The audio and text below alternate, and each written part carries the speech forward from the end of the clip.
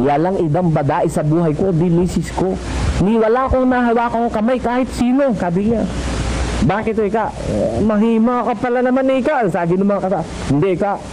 Diri mo nga naman, kung may sikreto ka sa buhay, isa na lang ang nakakaalam. Diba, tinatago kang dimi, di isa na lang ang nakakaalam Magandang araw po sa inyong lahat, Sir JR po ng Usap-Usap University at mga ka-U3. It's always nice to be seeing you once again. Maraming salamat po sa more than 181,000 na subscribers. Konting kembot na lang, 182,000 subscribers na po sa U3. Maraming salamat po sa lagi pong nakasubaybay at para po sa mga baguhan, ang atin pong ginagawa sa U3, tayo po ay nagbibigay ng mga religious discussions, mga preachings, mga sermons. And for this particular one, of course, ang pinaka-in-demand, I've said this many times, si Brother Eli Soriano ng MCGI ang pinaka-requested na preacher dito sa atin sa U3. At actually, syempre, dahil tayo po ay nabibigay ng reaksyon thematically, meron tayong paksa. The last episode that we had actually patungkol sa pagiging ulirang magulang. Ayan, ayon sa Biblia. And for this one, I believe it's about parents as to their children naman po, which is I think very relatable and very important. So, lalong-lalo na po sa kultura ng Pilipino na napaka-family oriented mga ka-U3. Sa akin pong background sa pag-aanalisa, ako ay dating university debater mula po sa MSU IIT sa loob po ng 3 taon. Ako rin po ay nakapagdebate sa ABS-CBN News Channel at ako ay member ng isang international public speaking organization, ang Toastmasters International. Paunang paalala of course mga ka-U3, hindi ako kaanib ng MCGI, so posible po na mag-a-agree ako sa mga punto na aking naririnig at mag-disagree dahil hindi po ako kaanib at ako lamang po ay isang neutral lamang po na video reactor. And before we continue, if you like these kinds of video contents, you know what to do mga ka-U3. Please click thumbs up dyan po dahil kapag ginawa nyo po yan, nire-recommenda nyo ang ating video sa iba pa pong mga YouTube viewers. So, if everything now is ready mga ka-U3, let us watch this video together. Sabayan nyo po ako. Let's go! Maaaring ito'y simpleng bagay na paano ba ikatapalaking yung anak? Paano ba magkasama magulang at anak? Nadali lang kawan. Sa ibang reliyon, hindi na pinapansin yan. At hindi na nila pinagtataguran tang ituri yun. Dahil para sa kanila, isang bulgar na bagay yung kagpapalaki sa anak, pakikisama ng anak sa magulang at ng magulang sa anak. Pero ako po naniniwala, mayroong hula sa Biblia na nagaganap. Kaya kung ito'y nagaganap, hindi po ako naniniwalang alam na ng mga tao ang aral ng Diyos. Kasi sa panahon natin ito mayroong hula sa ikalawang sinuti. Ganito ang nakasulat. Datapya't alamin mo ito, na sa mga huling araw ay darating ang mga panahong mapanganib, sapagkat ang mga tao ay magiging maibigin sa kanilang sarili, maibigin pa sa lapi, mayayabang, mga mapagmalaki, matagtungayaw, masuwayin sa mga magulang. Sa mga huling araw, may tayo na henerasyon na ang mga anak ay magiging masuwayin sa mga magulang. Alam mo kung bakit ang isang anak nagiging masuwayin sa magulang? Sa kakulangan ng sagkaunawa sa kanyang nararapat gawin. Meron mo kasing sinasabi sa Biblia na ganito, sa Amos, Kapitulo 8. Ganito po ang ating mababasa sa talata. Narito, ang mga araw ay dumarating, sabi ng Panginoong Diyos, na ako'y magtapasapit ng kagutom sa lupain, hindi kaguting sa tinatay o kauhagan man dahil sa tubig, kundi sa pagkarinig ng mga salita ng Panginoon. At sila'y magsisilaboy sa dagat at dagat, at nila sa hilagaan hanggang sa silanganan. Sila'y magsisitakbo ng tarot-tarite upang hanapin ang salita ng Panginoon at hindi nasisuntingan. Di rin yun, Kung hindi mo naiintindihan ang takbo ng Biblia, hindi ka man maninilala din sa sinasabi na yun Kasi, sa panahon ngayon, ang pinakamaraming relihiyon na narehistro sa ating henerasyon. Nalagpasan ho ang lahat ng panahon ng sangkatauhan. In all the history of mankind, it has never been like now na napakaraming relihiyon. Napakaraming nagsasabing sila'y sa Diyos. May daladalang Biblia. Yung iba nga, evangelista ang patawag nila sa kanilang sarili. may dynamic, may beloved, o ano-ano, evangelic. Maninilala ba kayo din sa sinabi na yan? At the height of all this grace, claiming to be Christian, preaching the gospel, proclaiming the gospel of Jesus Christ, kuno. Sabi sa Biblia, magtapasapit ang wika ako, sabi ng Diyos, ng isang kagutom sa litain. Hindi kagutom sa tinapay o kauhawan man dahil sa tubig, kundi kagutom sa pagkarinig ng salita ng Panginoon. At sila ang ikay magsisilaboy sa dagat at dagat, mula sa hilagaan hanggang sa silanganan. Sila'y magsisitakbo ng paroo't parito upang hanapin ang salita ng Panginoon ay hindi nila nasisuntungan. Gusto kayo isaulit yun, nakita nyo lang ang relevance nun, mga kapatid. At sila'y magsisilaboy sa dagat at dagat, at mula sa hilagaan hanggang sa silanganan. Sila'y magsisitakbo ng taroot tarito upang hanapin ang salita ng Panginoon at hindi masisuntingan. Nakita nyo, sa mga huling araw, mangyayari ito. Sa mga huling araw, darating ang maraming mga propeta, mga nagsasabi sila sa Diyos. Bakit doon magkakagutuman tao? We're at the height of the alleged time of the gospel when it is being preached by so many religious leaders. Doon sa panahon na yan, mangyayari na magkakagutuman tao sa salita ng Diyos. Parang imposibleng mangyari, no, mga kapatid. Pero the proof is, sa panahon ito, maraming masama. Ang salita ng Diyos, makapangyarihang nagpapabago sa tao sa kasamaan. Bakit kung kailan dumami yung nagsasalita ng ukol sa salita ng Diyos, laling dumami ang masama? Bakit? The proof is what is happening today. Mas maraming kriminal ngayon, mas maraming kriminalidad dahil wala talagang salita ng Diyos na naririnig ang mga tao.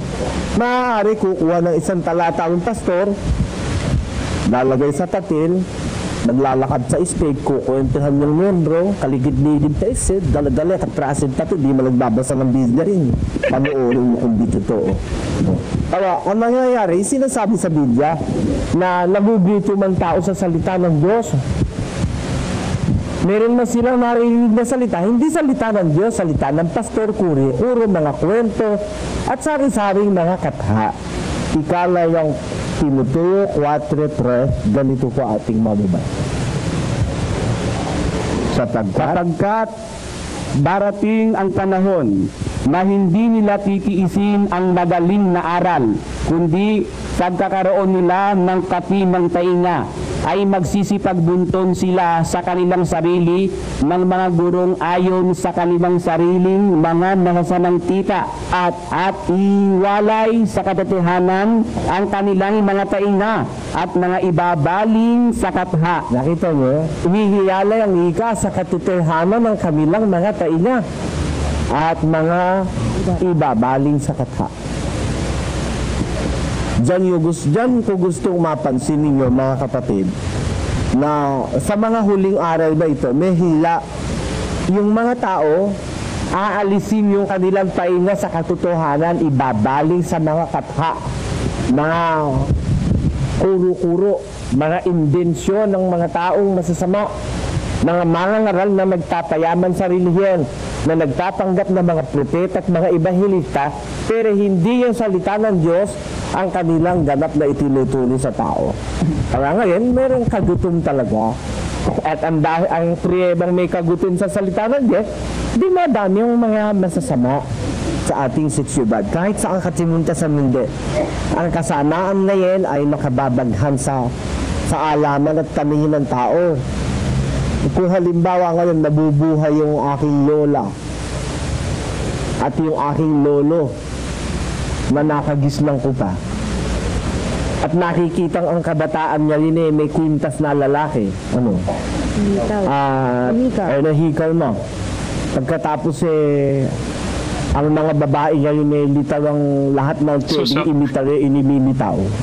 Naku, palagi kinababaghan yung lola at lolo ko Okay, before we continue here mga ka-U3. So at this point, of course, Brother Eli is mentioning yung differences of generation. Ano po? Siyempre yung pinagkaiba ng henerasyon ng kanyang grandparents at sa atin naman pong panahon. And I am guessing at the time of the recording no, ng video na ito, siguro late 1990s po siguro itong video na ito. Ano po? I always am curious about this dahil I feel that during this time in the 1990s, there's a kind of sense of feeling. Ano? Lalong-lalo na po noong malapit na po yung year 2000s. So I was still very young during that time. Pero maalala ko po, merong anticipation merong parang paghahanda ng bawat tao. Dahil for others, they were thinking that the return of Jesus Christ will be on the year 2000. It's the time of the great jubilee.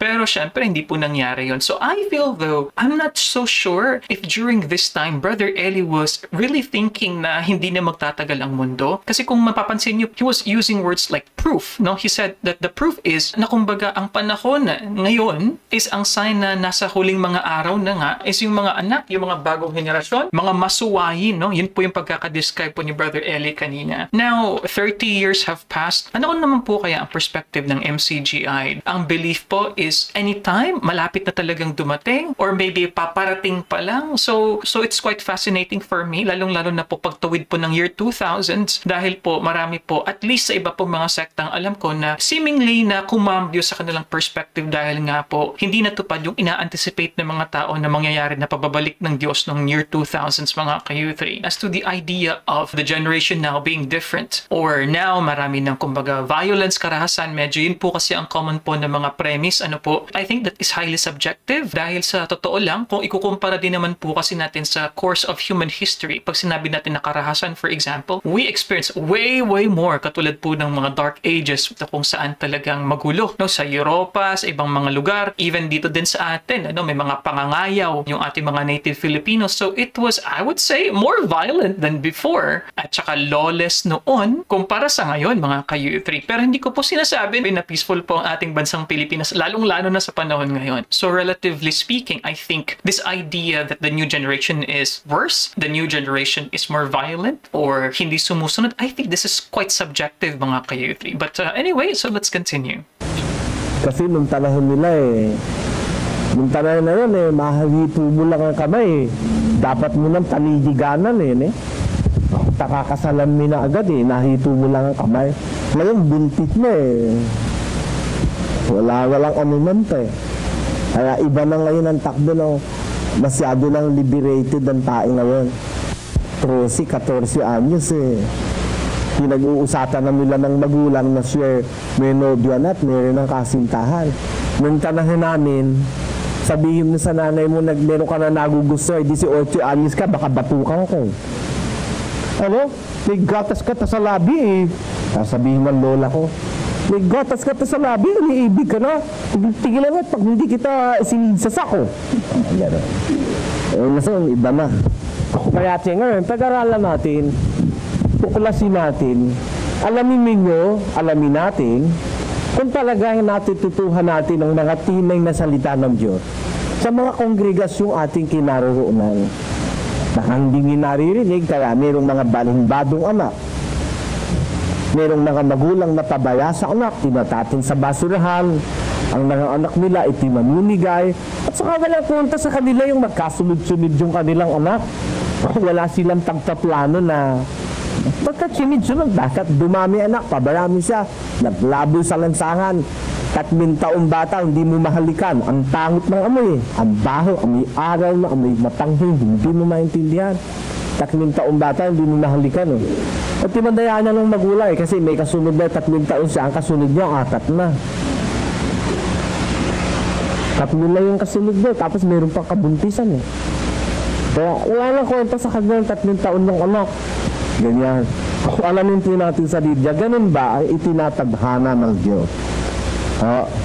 Unang-una gusto kong ikapansin sa inyo, yung tagsasama ng mag-asawa sa ayaw natin sa gusto. Sagka tayo magsasama ng di lang mag-asaya ang lalaki at ang isang babae, magkakaanak po yan Siguro payag kayo nun It will end up to having children. Maliban na lang kung baog ang lalaki at babae. Pero kung pagka hindi rin lang baog, naturalmente na magaganap yung ikinakda ng Diyos ng lalaki at babae ay instrument of procreation. Kasangkapan sila ng Diyos sa paglikha. Nakalilikha ang Diyos ng tao sa pamamagitan ng mag-asawa. At yan po ang tinatawag na procreation. Ngayon, hindi maiiyasa na magkaanak ang lalaki at babae kung sila'y magsasama sa karaan ng Diyos. Kung hindi po sila baog. Pero bago sana tayo manganak o magkaanak, o bago natin gawin yung simpleng bagay na simple yun sa iba yung tagsisiting ng lalaki at babae, it's a very simple thing. Na iraraos nga yun sa linete, tatakip lang ng plari. Diba? O kaya nag-short time lang sa hotel. O kaya sa loob lang ng kotse, itinarking lang sa parking area, tinaktan yung harap ng kotse, okay na. Nagawa na nila yung isang bagay na hindi naman nila po pwedeng ibalikta. Pero bago sana gawin yun ng isang lalaki at isang babae, dapat nating maintindihan ano ba ang ating gagawin. Ayun. There is something very important and very much valuable that is involved in that act. Anin po ang ibig kong sabihin? Alam niyo yung buhay, nagtatasimula yan sa sinatutunan ng isang lalaki at ng isang babae. Nandyan po ang similya o binhi ng buhay. Dapat yung naintindihan. Yan lang pagbibigay ng binhi. May disiplina na po ang Diyos sa Biblia. Baka hindi niyo naririnig pa ito sa inyong mga pastor o sa inyong mga pare. Gusto kong iparinig sa inyo sa Biblia. So this is apparently a very controversial and sensitive topic mga ka-U3. So SPG, reminder po sa ating po mga kabataan na nanonood, kung kayo ay less than 18 years old, please make sure that you are with your mother or father while you are watching this para magabayan kayo. At sa mga magulang, syempre, obviously, gabayan po natin ang ating mga anak sa pakikinig po sa ating episode ngayon dahil sensitibo po pala ito at ito po ay may paksa na sexual. Yun lang start ng pagbibigay binhi. Meron yung disiplina ng Diyos sa isang lalaki tungo sa kanyang binhi. Pakinggan nyo sa isang talata ng banal na kasulatan. At huwag kang magbibigay ng iyong binhi na iyong palilipatin kay Molok sa pamamagitan ng apoy. Ni huwag ning lalapastangamin ang tangalan ng iyong Diyos. Ako ang Panginoon. Sabi ng Diyos, ako ang Panginoon. Huwag kang magbibigay ng iyong binhi kay Molok at talibitakim sa pamamagitan ng apoy. Alam niyo si Molok po ay isang Diyos-Diyosan. Isang Diyos-Diyosan. Alam niyo ba no, ang mga lingkod ng Diyos sa Israel, iniiyatan ng Diyos laban sa mga Diyos-Diyusan, sa mga hindi tunay na Diyos. Marami kasing mga Diyos-Diyusan ng inipe nung araw. Si Chemos, si Astaroth, si Baal, si Molok. Marami yung nakikilalang mga Diyos-Diyusan ng mga tao nung araw sa panahon ng mga Israelita. Pero isa sa mga batas na binili ng Diyos sa kanyang mga lingkod, huwag ka magbibigay ng iyong binhi kay Molok. Alam mo kung paano ang ibig sabihin nun? Paano po pwede ibigay ng isang tao ang kanyang binhi kay Molok? Maaari yung kanyang anak na naipanganak na, o kaya yung kanyang anak na hindi pa niya naitapanganak at nasa balakang ta lang niya. Sa Biblia ang termino nasa balakang ta ni Abraham. Nasa loins of Abraham. Kasi talaga na ang binhi ng isang lalaki nag-uumpisa sa kanyang balakang. Ano? Ang alamin natin, paano ba pwedeng maibigay yung binhi doon sa kay Molok? Ganito ho ang sabi sa Deuteronomy 7:1-3. Pagka ipapasok ka ng Panginoon ng Diyos sa lupain na iyong tinaroroonan, pang-ariin, at palalayasin ang maraming bansa sa harap mo, ang Heteo, at ang Gergeseo, at ang Amireo, at ang Kananeo, at ang Pereseo, at ang Jebeo, at ang Jebuseo, na 7 bansang lalong malalaki at mga lalong makapangyarihan kaysa iyo. At pagka sila'y ibibigay sa harap mo ng Panginoon ng Diyos, at iyong sasaktang tila, ay lubos mo ngang lilipulin sila. Huwag kang makikipagtipan sa kanila, nung huwag mong tagtapakitaan ng kaawaan sila. Nung nag-aasawa sa kanila ang iyong anak na babae, ay huwag niyang kapag-aasawahin sa kanyang anak na lalaki. Niyang kanyang anak na babae ay huwag niyang kapag-aasawahin sa iyong anak na lalaki. Okay, pasensya na po mga ka-U3 ha. If you notice, meron pong nakaharang po dito na imahe. So we got this from James Santos YouTube channel po kasi. At hindi na po natin maalis, talagang meron po talagang tabing yan dyan. Pero anyway, mga ka-U3, ito pong discussion so far ni Brother Eli. So nagko-cover na mismo sa ideya ng pagkakaroon ng kumbaga tungkulin, no? Maybe being a responsible parent. Ayan po. And of course, that is in line with the times noong panahon na ito ng 1990s. Maalala ko po merong malaking push din coming from the government, the Department of Health, si Senador Flavier, kung di ako nagkakamali, for family planning and for contraceptives. So very interesting po yung mga time na ito sa Pilipinas dahil meron po syempreng malakas na pagtuton mula po sa mga religious po na mga organizations at mga simbahan din nga po. Pero here, Brother Eli is saying that there is actually a discipline on giving your seed as a man, and I think Brother Eli here is showing the importance of maybe probably having self-control dahil hindi dapat ito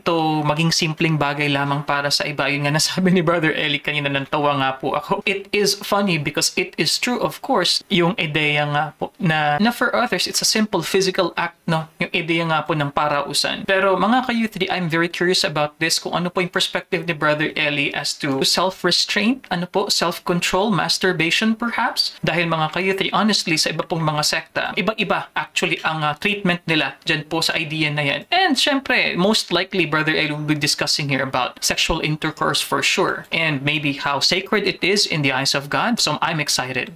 Sapagkat kanyang ihihiwalay ang iyong anak na lalaki sa pagsunod sa akin.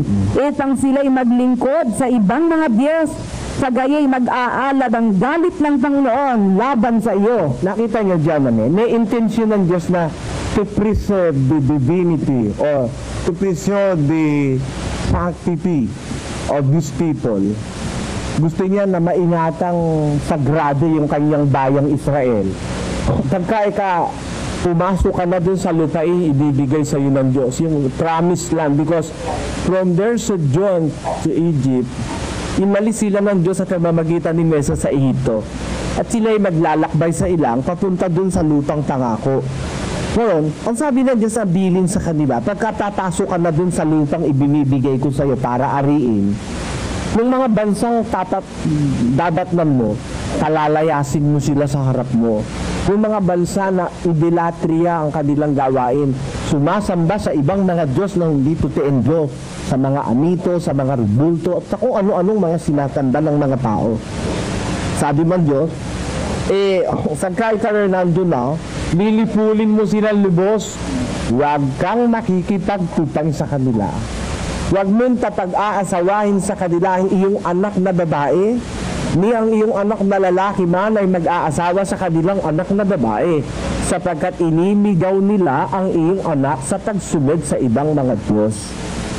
Therefore, yung binhi ng Diyos sa Israel, ayaw ng Diyos na yung kanyang binhi ng kanyang mga anak matinta sa pagsamba sa Diyos-Diyosan. Kaya hindi masa natin kami na, huwag mo ibibigay ang iyong binhi kay Molok, ang sabi ng Diyos. Kaya yung pag-discharge pa lang ng binhi, kung ikaw taong maka-Diyos, sagrado yun eh. Hindi naman yung binhi mo kahit kanini na lang babae, bibigay na eh. Bawal ng Diyos yun eh. Pero narimig mo na sa relihiyon nyo na kahit sino na lang babae, bibigyan mo ng iyong binhi. Kung may sagtatahalaga ka sa iyong sarili, bilang anak ng Diyos, hindi kahit kanini, sasabog mo yan binhi mo. Pakinggan nyo sa Kawikaan.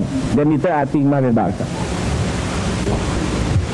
Uminom ka ng tubig sa iyong sariling tipunan ng tibig. at sa nagsisiagos na tidig sa iyong pariming balon. Maging inyong mag-isa. Maging iyong mag-isa. At huwag sa di kilala na kasama mo. Pagpalain ang iyong bukal at nagala ka sa asawa ng iyong kabataan. 20. Sapagkat bakit ka malilugod, anak ko, sa ibang babae? Kita niyo? Ika'y pagubilin ng Diyos sa kanyang mga lingkod. Mananabog ba ang iyong bukal? Ha? Yung binhi na nanggagaling sa isang lingkod ng Diyos? O bibigay mo ba yun sa ibang babae? Yan sabi ng Diyos, naging iyong mag-isa. Kung ang babae rin lang na yan, hindi mo kilala at hindi mo kilalang sa Diyos yan, iyon na lang mag-isa. Alam niyo, if I may add something scientific to this, sana hindi mo na natin inungawain maliliit na bata, no? Sana sa isang linggo na tinara, baka hindi sila abutin eh. Pero, hindi ko nga tuloy malang, paano gagawin ko ngayon eh. Siyempre, umpisahan sa umpisa eh. Wala naman pastil na ganyan, nag-uumpisa sa umpisa eh. Wala akong marinig ngayon na nag-uumpisa sa umpisa. Doon pa lang sa pagbibigay mo, sa discharge mo ng binhi mo, ayaw ng Diyos na kahit kang bigay mo. Kung hindi mo rin lang kilala or kayang babae, maging iyong mag-isa. Alam ba niya mga lalaki na yung binhing nasa iyong katawan, pagka po yan eh, hindi na di-discharge, hindi yan minalabas. Alam niyo ba nga na nagbibigay sa inyo ng katalinuhan at kalakasan at ng nahabang buhay? Halimbawa, sabi na ibang doktor, na yan, alam ko, mga quack doctor yun. Hindi nag-aral yun ang tunay na siyensya. Dahil kung nakakaalam ka ng tunay na siyensya, sabi ibang doktor, kailangan ikaw talaga regularly lumalabas yan. Sabi, hindi totoo yun. Diyan ako makikipag-discusin sa lahat ng mga western doctor. Hindi totoo yan. Pagka yung binhi ng isang lalaki, hindi lumalabas, yun yung bumabalik sa kanya in-absorb ng katawan. In-absorb ng katawan niya. Tapos, nag-focus yun ng strength and intelligence sa kanya. Kaya sabi ng Diyos kay liwanag eh, mananabog ba sa ibang babaeng hindi mo kilala, maging iyong mag-isa? Diba? Naintindihan niya ibig sabihin, nakakatatid? Mabuti pong, huwag niyang ibibigay ang dinin o hindi rin mo lang kilala yung babae, sabi ng Biblia. Mabibigay kay Molok eh, mapupunta sa Diyos-Diyosan eh. Dinin mo, anak mo, magiging tao yun. Ha? Galing sa iyong katawan, napupunta sa mga Diyos-Diyosan. Kaya, sa umpisa pa lang, binibigyan na ng Diyos ng disiplina ang kanyang mga anak. Sabi sa Biblia, mananabog ba yung bukal sa kaluwangan at mga agos ng tubig sa mga lansangan, maging iyong mag-isa. At huwag sa di kilalang babae na kasama mo. Pagpalain ang iyong bukal at magala ka sa asara ng iyong kabataan. Kung may asawa ka, kung nagwala ka sa asaya ng iyong kabataan, yan ibig sabihin, kahit matanda ka na, abay asaya mo yan, doon ka magala. Ba't ka naman sa iba magagala? Sabagay talagang ang tao, sabi ko nga sa inyo, sawain eh. Pag nagsaya sa misik niya, naghahanap ng kagalakan sa iba. Kaya nga ang tayag nila rin, good time eh. Para sa akin, kung ako siguro may asawa, yan ang pinakamagandang good time, kundi sa misis mo eh. Di ba?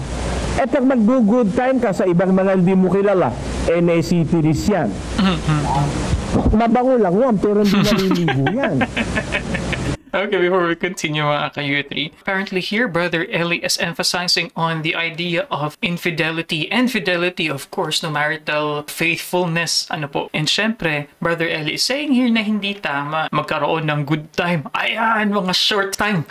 So, the idea is to really do sexual intimacy with your wife. Although, a little bit earlier, sinabi ni Brother Eli as to not releasing body fluids. Ano po? Sabi niya nga po na it would make you intelligent. I don't totally subscribe to that, or it makes you strong, kasi kung ganun din naman po pala, edi wag na lang po nating gawin. Di ba po? Pero I think his main point is tell the benefits of a person who has good self-control, who actually would become sexually inactive perhaps. I think yan yung sinasabi ni Brother Brother Eli dito. And in the course of history, of course, marami na pong mga mahuhusay na scientifico, mga great minds po natin, ang mga walang asawa. Ang iba pa nga talagang celibate talaga, wala pong sexual experience. At nabubuhay naman po ang tao ng ganon. Although honestly, yung correlation with health, that is quite doubtful. But probably for them, it's a good way for them to really focus, to really be fixated with what they're doing instead of, for them, a waste of time na mga sexual adventures, mga ka-U3. But on the other hand, here comes another school of thought saying that humans are meant to be polygamous daw, dahil we are quote-unquote reptilian and animalistic. Kung kaya for other religions, they would allow not just one wife but wives. And for other Christian sects too, they also have the idea of polygamy, mga ka-U3, pagkakaroon ng hindi lamang isang asawa, mga ka-U3, in response to quote-unquote the human nature, especially for men. Alam niyo yung mga utahang babae? Tabtad lang ng tabang yun, pero hindi naliligo yun. May tanong maliligo yun Tag mag-usap sa umaga. Ay, bye. Ako ito'y sagid na sagid ako. Narinig ko yung tatanig doon ka, Angeles. Bakit, bye? Halika na, maligo na tayo. Hindi pwede dahil. Naka-anin ako, hindi pwede, kabi. Nakalabing na sa... Teka, ako nakapito Ba't pwede? Ito niya. Isipin niya, di mo nakapito, isa nakalabing yan, di rin. Malilito daw yun. Oo. Dito maligo yun. Namamatay pag naligo. Kaya tapad pa rin na lang ng pabango katawan nun. Ba't naman nananabugang yung bukal dun sa mga babaeng hindi mo kilala, sabi ng Diyos. Ang totoo, ito naman walang mali sa sinasabi ko sa iyo. Dahil ito'y aral ng Diyos Ito naman yun Nakasulat sa Biblia, mayroong lalaki tabawa, walang galang sa kanyang sariling katawan. Lapastangan siya sa Diyos, hindi niya ginagalang yung sariling na katawan. Kailangan ako narinig na lalaki, humanga ako tuloy doon sa narinig kong sinabi niya Alam niya sabi niya, mahihain kasi siya. Nung nagkikientihan sila, marami mga barkadahan. Ikaw ba, ilan ba naging nobya mo nung ikaw hindi wala kang usawa? Naku, para sabihin ko sa'yo. Walang ibang babae sa buhay ko, dilisis ko. Ni wala akong nahawakang kamay kahit sino, sabi niya. Bakit mahima ka pala naman sabi ng mga kata. Hindi kung karangalan ng isang babae, ang isang lalaki lang ang makahawak sa kanya, karangalang kinananikan sasabihin, isang babae rin lang ang nakahayak sa akin. Ako dun sa narinig ko, diri mo nga naman, kung may sikreto ka sa buhay, isa na lang ang nakakaalam. Diba, tinatago kang bimi, di isa na lang ang nakakaalam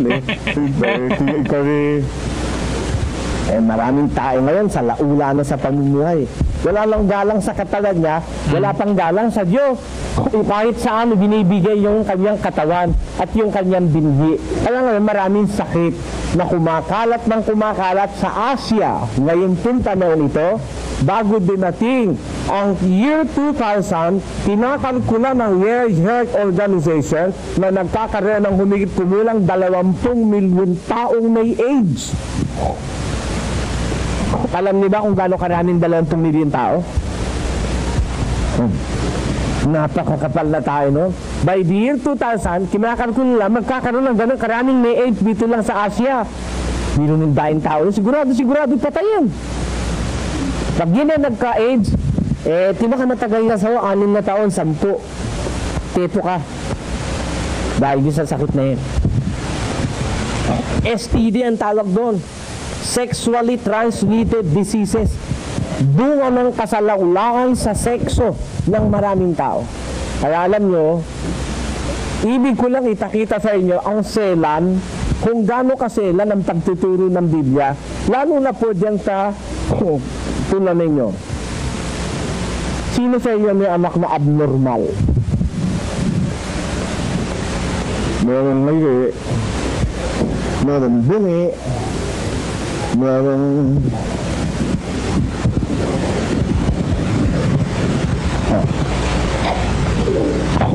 PWD. Alam mo, sa nagagalian, isang factor niyo ang kalikitan ng ama at kalikitan ng ina. Pagkatapos sasabihin, kung ano siya katang-inig, ba't gumawa siya ng mga pilal, mga lumper? Understand natin siya. Totoo, normal ka susunod sa Diyos, hindi ka magkakasakit Bakit? Yung halimbawa, babaeng kilala mo, mag-aasawa ka ba sa hindi mo kilala? Sa Biblia, isang tamaltayan sa taga-asawa, huwag kilala mo. Kaya kailangan kikilalanin mo muna Kikilalanin mo muna. Baka man nga nagustuhan mo lang, nagkita lang kayo sa kanto. May lahi talang loko niya yan. Sa karaan ng 3 buwan, sinahiratan mo, naloko na. Kinala pamilya mo. Kung may anak ka, dahil susunod na rin manloloko yun. At pag hindi ka matibay-tibay, susunod, di ka na rin ang loko-loko. Kung lang maintindihan nyo, ang isang taong nag-aasawa, sa kanyang binhi, may disiplina ang Diyos na hindi basta kung kanina niya ibibigay yung binhi niya. Lalo na kung ang babae ay nanamanda sa Diyos-Diyusan o idolatria ang kanyang gawain. Maraming ganong mga unang tao na ang sinasambay hindi tunay na Diyos. Sabi nga sa pasyon, di ba sa pasyon, inuulit-ulit ko palagi. Laling dakila ang sala, mauta ng anak ni Eva, anaking idolatria. Kahit ano'y sinasamba, tinatarang Diyos nila. Ayun.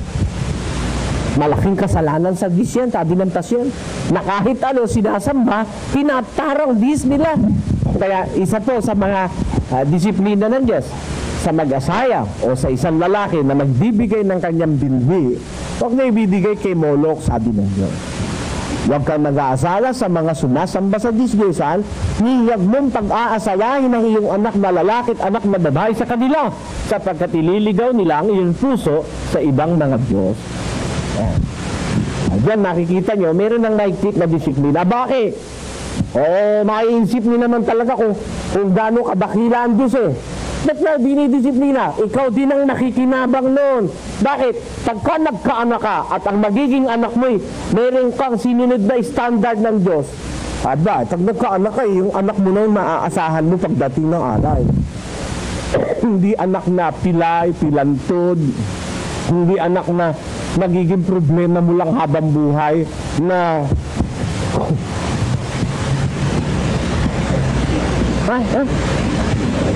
pag mas balot, sumasama ang di ba? Pag may alak ang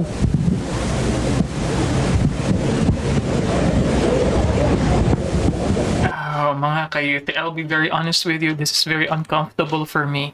Siguro dahil syempre po nung panahon ay 1990s, no? Kakatawanan po kasi yung mga person with disability And I think Brother Eli, of course, during 1990s, 1980s, using this kind of humor, will be doing this. But I will be very honest with you, this is quite outdated para po sa akin. Ay hindi naman po dapat nagawin kakatatawanan ang disability. Pero I have to ask a question mga kayuti. Dahil sinabi po ni Brother Eli kanina, yung mga nagkakaroon ng mga disability ng mga anak, yung mga nagkakaroon ng mga mental problem, no, yung developmental problem. In fact, ang paggagamit pa ni Brother Eli is abnormal, no, which is quite common noong 1990s. Pero yun nga po, this could be quite offensive, honestly. Nasabi niya po na this is kind of like an effect of what the parents did. Kaya sinasabi nga ni Brother Eli, diba, dapat to kilalanin muna. Kung hindi mo alam, may background pala ng mental retardation or something like that. I understand the logic why Brother Eli said that, but understanding what he said there, it seems to me that it is the fault or the sin of the parents. That's why the children are disabled, mga kayuthi. I would like to clarify, mga kayuthi, dahil meron din naman po, di ba, na situation in the Bible where, for example, the person was disabled. I think sa Bible, it was a blind person. And then it was said that hindi naman kasalanan ng magulang yun, but it is, quote-unquote, God's way to display His power, ano po, or something like that. And like what I mentioned, there are, of course, Christian denominations that would say that yung mga nagkakaroon po ng mga disability po ng mga anak ay dahil sa kanilang mga kasalanan, sa hindi siguro mabuting behavior, siguro sa kanilang paglapastangan ng kanilang mga katawan, pagloloko o baka fornication, mga kayuthi. But my perspective, mga kayuthi, while it is true na syempre, hereditary yan, genetic, ang iba syempre, yung iba talagang yung nagtitake pa ng mga gamot, di ba, na nakaka-apekto sa kanilang mga anak. Pero po kasi, may mga sitwasyon din po na nagkakaroon ng disability ang mga anak, hindi naman po siguro, kumbaga, mabiblame natin yung magulang doon, di ba? Kasi looking into that logic, marami din naman po yung mga kriminal, mga mamamatay tao, na meron namang mga healthy na mga anak, mga ka-U3. So I'm very curious about that, especially sa mga U3 viewers po natin na meron pong family member with special needs. Ano po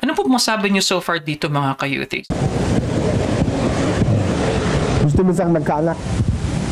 Hindi mo na lang naitapot, andyan Tama, hindi.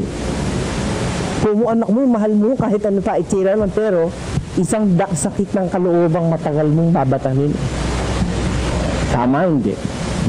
Kayo na bahalang humatol sa sinasabi ko. Hindi naman ako nagiging mamalitik at hindi naman ako nagiging napamili ng tayo. Pero susunod tayo sa kaparaanan ng Diyos. Magkaanak ka man, hindi problema eh. Alam mo ba sa Biblia kung ano kahulugan ng anak para sa magulang? Pakinggan nyo sa isang talata, sa Lito Atos na ba? Marito, ang mga anak ay mana na mula sa Panginoon. Dita mo, ang anak, mana. Meron pa bang pinakamasarap na bagay sa mundo kundi yung mamanahin na? Di ba? Something na hindi mo naman pinagsaguran. Something na napakahalaga. Di ba ganun na nana? Bawa, milyonaryo lolo mo, nagmamana ka. Milyonaryo siya, magmamana ka. Di ba, inaasam-asam mo nga yung mama eh. Di ba? Meron yung anak eh. Nalakas tal magulang niya para lang makama at tinananalangan eh. Natipo ko na sana matanda ka. Kaya natambal si Bis, tagal-tagal ko alam bro, hindi ko mamala ito nini, dapat kong manahin. Kaya ako minsan, di lalakot tatay. Matanda na naman kayo, yung mana namin, tagparti-partihin nyo na. Hindi kami makakahinto, anak. Nabiyantaysin ko na kasi kaya, o kayo pa mamatay eh.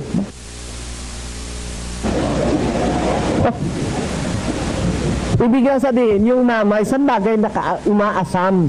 Mahalaga yon para sa magmamana. Sa Biblia, sa terminolohiya ng Diyos, yung anak, mana yun ng magulang mula sa Panginoon. Mana. Ibig sabihin, napakahalagang bagay ng sapagkat ang anak itinilad sa isang mana. Mana. Na merong magulang, nagkaanak tinatong sa basurahan Ano palagay niyo naramdaman niya nung magkaanak siya? Nakaramdam ba siya na siya ay nagmana ng mabuting bagay?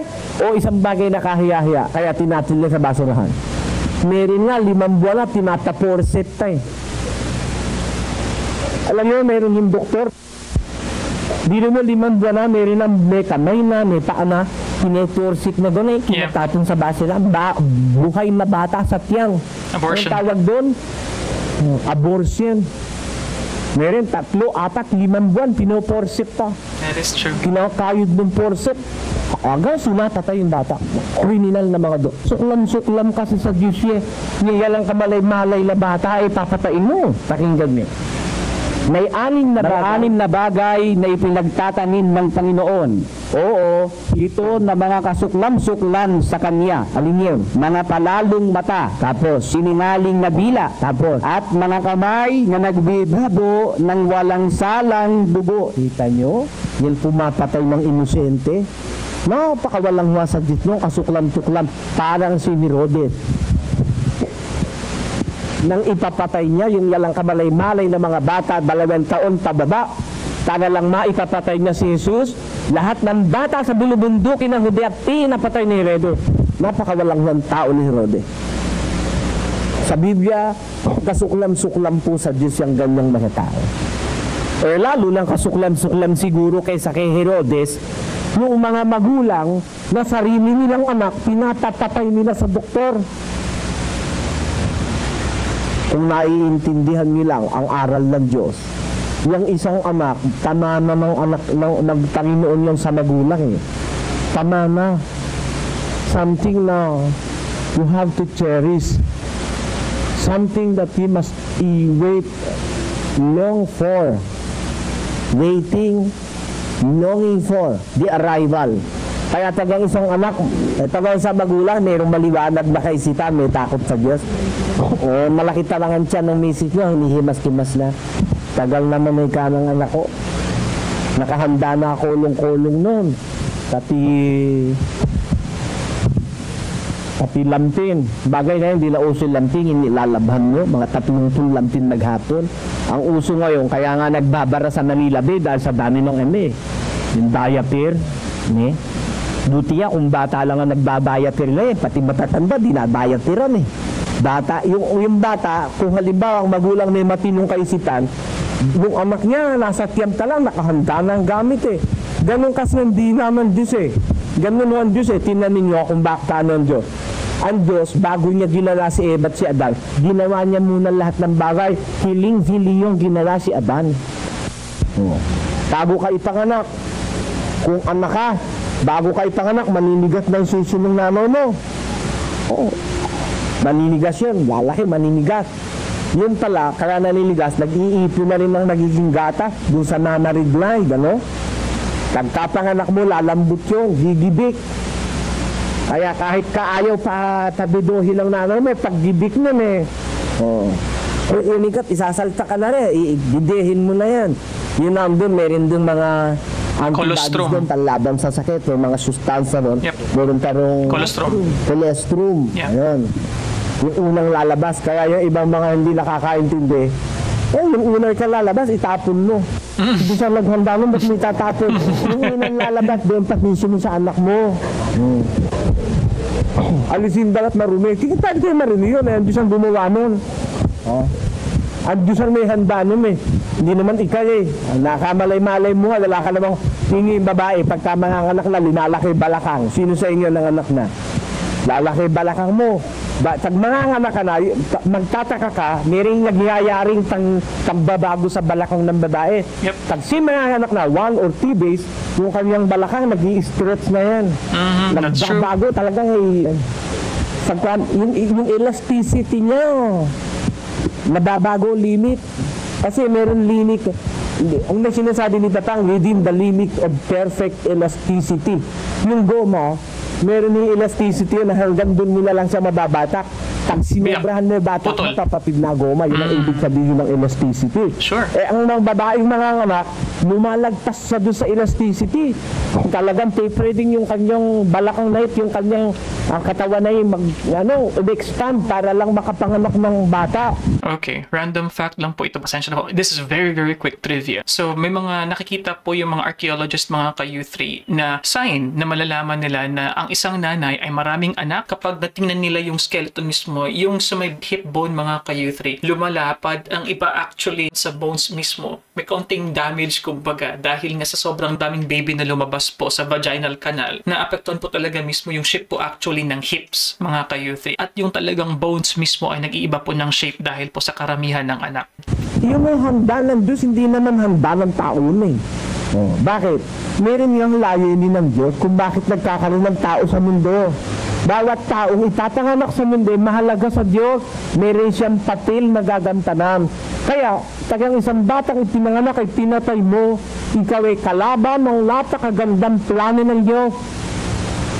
At kung ang isang bata naman hindi pa dapat ipanganak, ipinanganak mo na, kalaban ka rin ng Diyos. Paano yung sa nangyayari yun, brother? At paano hindi dapat ipanganak? Dapat bang yung anak mo, anakan mo? Totoo po ba na merong ama inanakan yung anak niya? Yung bang anak mo, dapat mong anakan? Hindi dapat, inanakan mo. Kaya yung pagkatanganak ng bata na yun, hindi yun ang kalooban ng Diyos eh. Maging tunot na lang ng Diyos yun dahil may mapagmahal. Pero kung kalooban niya susundin, hindi ka dapat magkaanak sa anak mo. Diba? Siguro mo pati anak mo, pinapatis mo. Kaya dito sa mundo, ni-rape. Bakit naman ipinanganak yung bata na? Ni-rape kasi. Ba't ka naman na-rape? Paano yung napakasalaula mo? Pinatakita mo yung katayan mo sa lalaki. Yan, isinumpong. Na-rape ka. Nung ipanganak mo yan, ibig ba sabi, kalooban ng Diyos yung pagkapanganak mo, ni-rape mo, ipinahintulot na lang ng Diyos na maipanganak niya. Dahil sa katigasan ng ulo, tinahintulot na lang. Pero hindi niya kaloobang hinay lumabas. Ang tao na gusto ng Diyos lumabas sa mundo, yung mga taeng laipanganak sa kanyang kalooban, sa pamamagitan ng lalaki at babaeng may takot sa kanya at gumagalang sa kanilang mga sarili. Yan ang dapat yung maintindihan.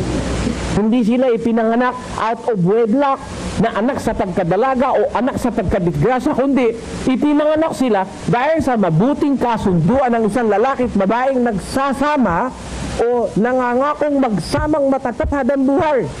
Yan ang mga taong kalooban ng Diyos ipanganak sa mundo. Pero may mga tao nang ipanganak 12. Pakinggan niyo sa Ikala ng Pedro. Datapwat ang mga ito, na gaya ng mga timatay na walang bait, na ipinanganak na talagang mga hayop. Kaya may mga tao, tinanganak, talagang hayop na eh. Gaya ng kinatang na walang bait.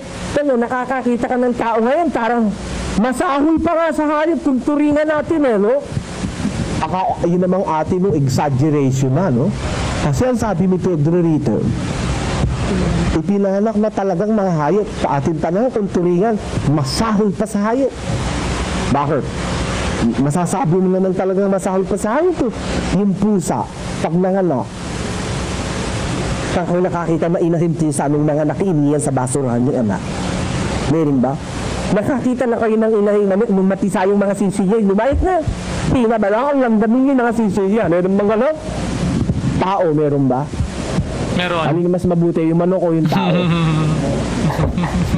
Okay, before we continue mga ka-U3, yung sa question nga po ni Brother Eli, so saan daw po ang mas mabait, ang manok o ang tao? So that really reminded me of the George Carlin joke na kung saan, sabi niya, chickens don't really do that because chickens are decent people. Pero sa na-mention ni Brother Eli as to the cats, throwing away their kitten, well, they eat their kitten sometimes. And then it's actually quite common sa mga animals po when they see their child actually possibly weak, yung hindi kayang mag-survive into adulthood. It is really true that some animals eat their own children. But going back, of course, the point of Brother Eli here is showing how terrible human beings are. Na kung saan, syempre, nawala yung ating pagiging tao. Nawala yung goodness ng pagiging tao. At yun nga po, yung expression nga po sa wikang Filipino, naging mas masahol pa tayo sa hayop. Ano? Buti ba yung manok? Ano ibig ko sabihin, mga kababayan? Kung ang isang magiging mag-asawa ay nakakaunawa ng kalooban ng Diyos. May mga anak ka na napakagandang bagay. Ipanganak ang isang bata, nabingan ng pagmamahalan ng katatatan niya sa Diyos. Sabi sa Biblia, ang mga anak, tamano ng Diyos sa isang magulang. May mana ka. Bakit hindi mana?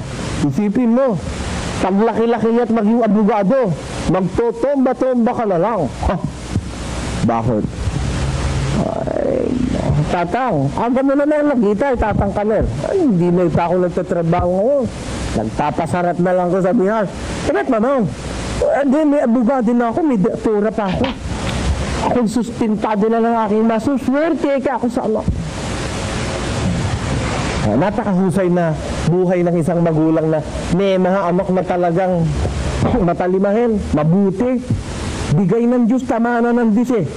Ngayon maraming anak, tama na ng impacto.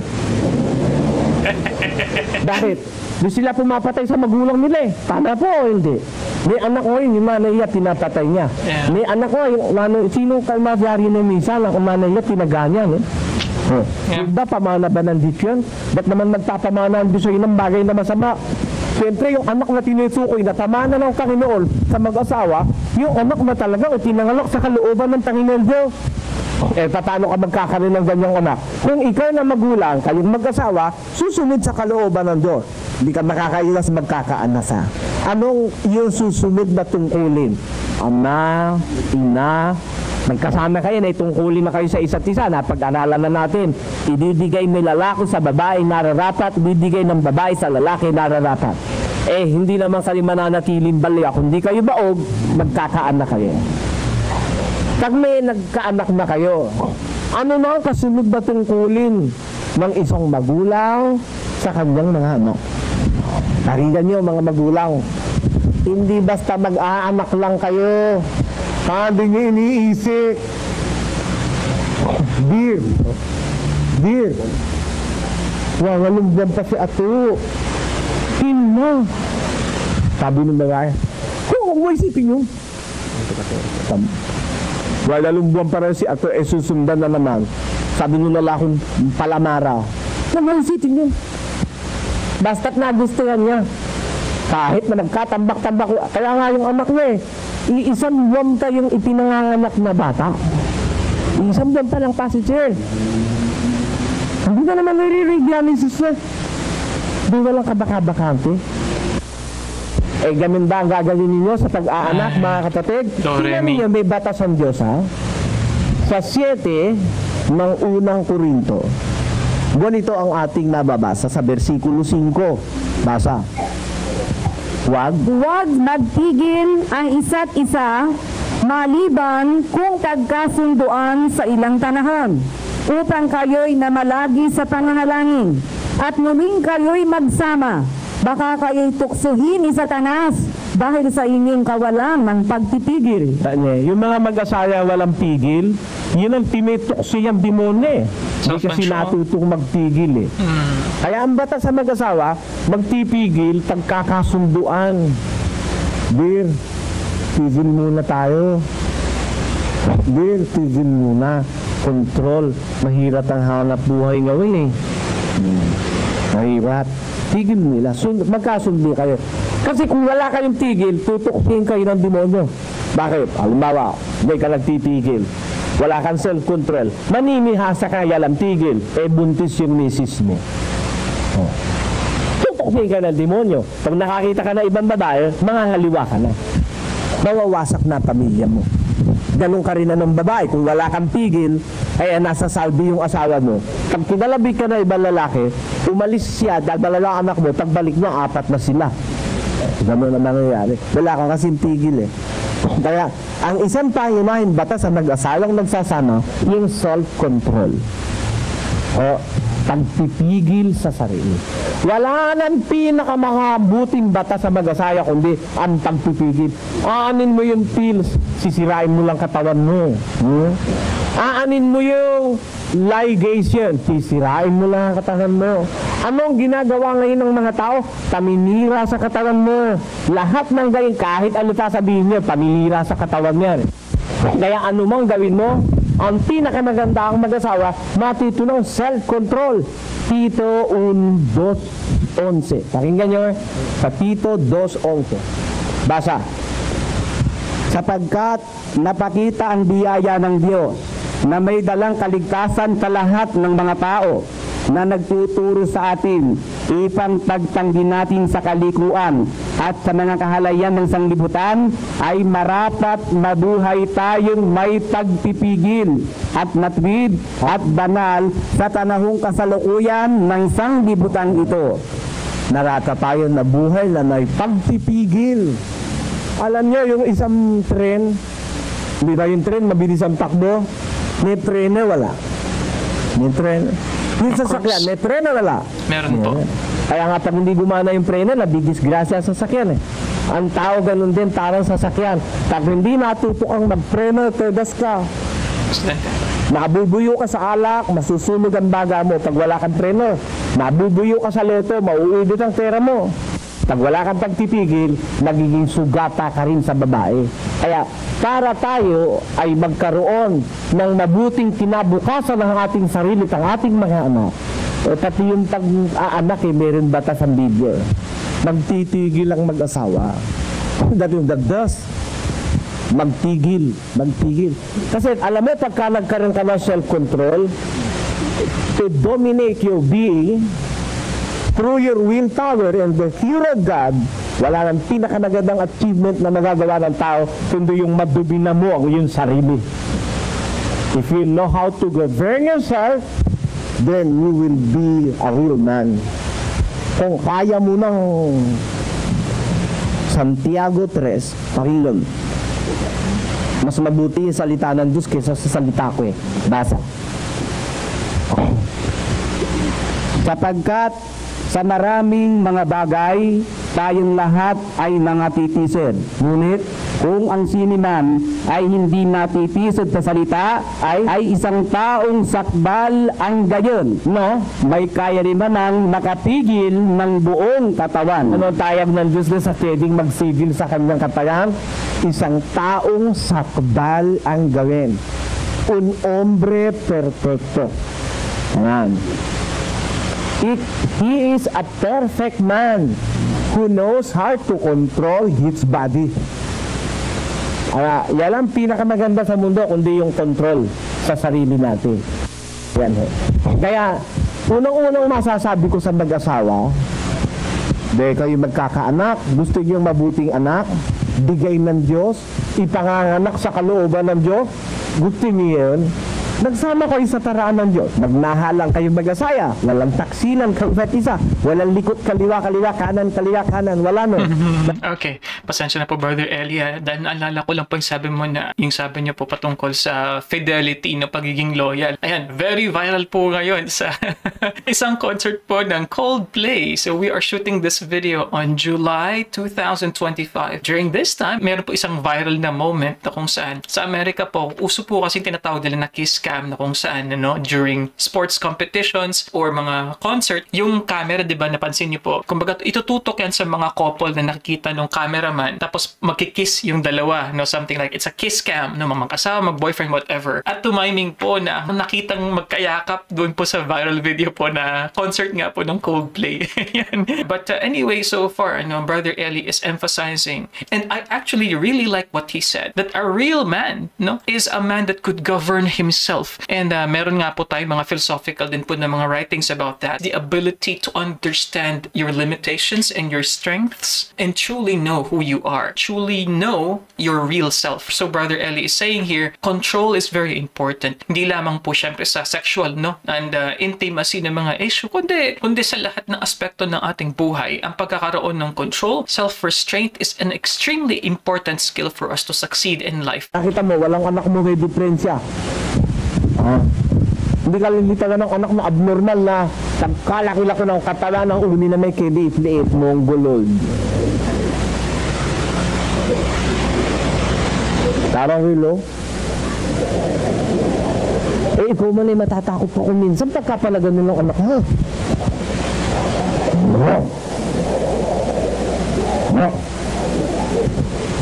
Yung inay natatakot eh.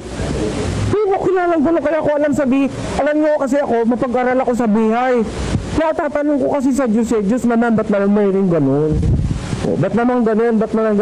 Hahanap ako ng sagot, sasagot naman ng Diyos. Hindi sila naman gusto yun eh, sila may gusto nun eh. Kasi kinakot-mikot ng lalaki, kaya nagkasitin eh. Tin mo nga anak niya, walang taa. Sino may kakalanan? Ako na may gusto ko naman talaga bigyan ng taa. Sabi ng Diyos sa akin. Tinan mo naman, kung yun lang aso, binigyan ko ng taa. Tao ka, hindi ko bigyan ng taa. Kaya walang taa yan. Yung tatay kasi yan, malikot masyado. Yun pala naman ang sagit ng Diyos eh. Tanong nyo kay Doktora Kabamilya. Bakit may rin babae ang mga anak ay abnormal, may mga kulang na sangkat? Dahil sa sakit ng magilang, sa kalikutan ng ama, sa kalikutan ng ina. Pero kung kayo magsasama ng maayo, walang malikot, walang kakaliwa, walang kakanan, diretso lang. Nakita mo magkakaanak ka ng maayos, pati mental ability, pati kanyang physical fitness, maganda ang anak mo. Sa galimbala ho, magilang kayo. Ang babae manganganak kabuwanan, sabi ng doktor, siguro ka Martes yan lalabas na. Merkulis. Alam mo, Merkulis lalabas, anong gagawin niya? Maaabala ba kayo? Uunahin yung pangalan na doon sa kumadrona. Pagkatapos, bago mag-isang buwan, abala na kayo sa Tansapadinyag. What is the first step to do? Pagka meron ng bata. May bata na. Ayan, lumabas na. Nakanig ka na lang uha. Tatalon na si tatay. Yippee! Tatay na ko! Tatay na lang siya. Ano, nalay mo? Ha? May nalay siya na? Kung alam mo ang gagawin mo, di ka tatalon. Kasi yung malaman ang gagawin nyo, taglabas ng bata, sa sinapit ka na, tagnaring nila umuha. Yung malaman ang gagawin niya, babalik po kayo sa susunod. The first step to take, tag-andyan na bata. Mag-iisip na ba tayo agad ng pangalan? Temina. May unang dapat gawin, taglabas ng bata sa sidatutin ng isang magulang. Meron. Kung ito yung malaman, sa aral ng Ebanghelyo, hindi ko invento yan. Nakikita nyo, kung babalik po kayo sa Okay, mga ka-youthie, so dyan po nagtatapos ang ating episode ngayon. Ayan, ano po masasabi niyo mga ka-youthie? I would say the last part of the jokes of Brother Eli, para sa akin, it did not land because these are quite outdated. And sa totoo lang, sa ating pong panahon ngayon, with the culture that we have, what we call as political correctness, medyo hindi na po yan katawa-tawa ang mga disabilities. But like what I said, I understand it because probably this was shot in the 1990s na kung saan nung panahon po ay pinagtatawanan po ang may mga kapansanan. So honestly, that made me quite uncomfortable mga ka-youthie. This issue is close to our family, at meron po akong mga kapamilya na kung saan ay meron pong kapansanan. I don't disagree with what Brother Eli has said, na minsan po ito po mga deformity po na meron sa mga bata ay effect din mismo talaga din ng kasalanan. For sure, especially yung syphilis, alam naman po natin yan, no? Isa po sa mga effect niyan na mangyayari sa kanyang offspring is yung pagkakaroon nga ng mga deformed na mga limbs, something like that. But in general, of course, mga ka-youthie, it doesn't always go na kung meron pong disability ang bata, yung term ni Brother Eli is abnormal, loko-loko, yun pa yung isa pang term na sinabi ni Brother Eli, ay hindi lang naman ito, kumbaga, dahil lamang doon, no? Marami po, kumbaga, multifactorial, kumbaga, kaya po may mga ganyan. Ano bang isa sa mga factors dyan? Genetic mutation, kahit sabihin natin na mga healthy pa yung mga magulang. Problema sa mga chromosomes, kaya meron tayong mga Down syndrome, something like that. You know, yung 21st pair ng chromosome, di ba, magiging 3, imbis ng 2. Naging, term dyan is trisomy, di ba? And then nature could also be a factor. And of course, isa din dyan yung mga ginagawa ng ibang nanay na siguro nagtitake ng pampalaglag, kumapit pa rin yung bata, something like that. Or nagtake ng gamot, or nagtake ng isang prohibited na drug or gamot habang pinagbubuntis, especially sa first trimester ng development ng bata, mga ka-youthie. But the point of Brother Eli in telling all this, of course, is to highlight the idea that we should have self-restraint, sa atin pong mga sexual na mga actions, sa ating mga intimacy, lalo na sa mga tao na sabihin na natin na gustong-gusto mag-short time, gustong-gusto i-explore ang kanilang sexual life. So Brother Eli is highlighting that it is not God's will for you to do that. It's always better to have self-restraint. And yung last part, syempre yung sinabi ni Brother Eli na ano ang gagawin mo kapag ikaw ay naging isang bagong magulang? Ito ba ay pagbibigay ng pangalan agad sa anak? I'm curious about this. Hopefully we could have the next part of this particular na parang Bible study po yata ito Pero mga ka-youthie, syempre hindi ko na po masasabi lahat po ng aking mga insights, mga interjections po sa atin pong closing statement po natin ngayon dahil I was watching it from start to finish. Kaya sana po sinamahan nyo rin po ako. And as always, I always encourage everyone to leave a comment below. Mga messages po talaga ninyo mga ka-youthie. Lagi po talaga namin yung binabasa. And if you like these kinds of content, you know what to do. Click like. Ayan. If you don't like this video, you can watch this video over here or the playlist over there. And also kung ikaw ay baguhan, mag-subscribe ka na rin po sa taas. And I'll see you guys next time. Peace. Bye-bye.